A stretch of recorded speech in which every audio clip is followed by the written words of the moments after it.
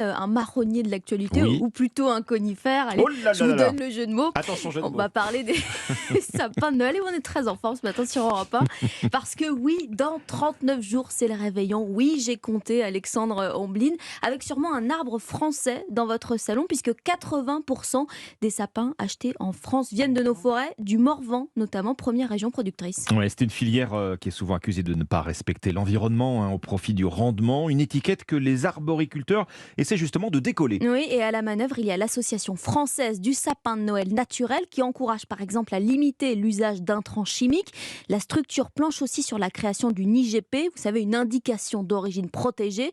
Des efforts constatés par Louise Salé dans une exploitation du Morvan pour Europe 1. Les sapins de Jean-Christophe Bonneron occupent différentes parcelles selon leur taille. Sur l'une d'entre elles, de toutes petites branches vertes sortent à peine de terre, en file indienne, non loin des vaches. Et sur une autre, les sapins ont bien grandi, en tout 7 ans pour atteindre leur taille adulte.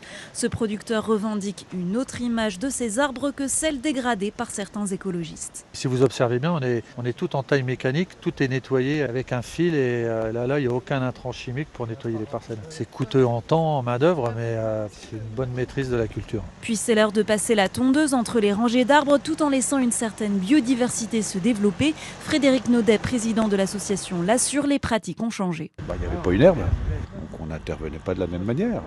Les choses ont évolué. Je pense qu'on ne peut pas comparer les méthodes qui étaient utilisées il y a 20 ans. Ce n'est pas les mêmes mentalités. Il y a aussi une pression, un environnement qui n'a rien à voir. Cette agriculture raisonnée a un coût, compté au moins 30 € pour un Nordman de taille moyenne et 5 à 10% de plus cette année en raison de la crise. Le reportage de Louise Salé. Alors avant d'acheter votre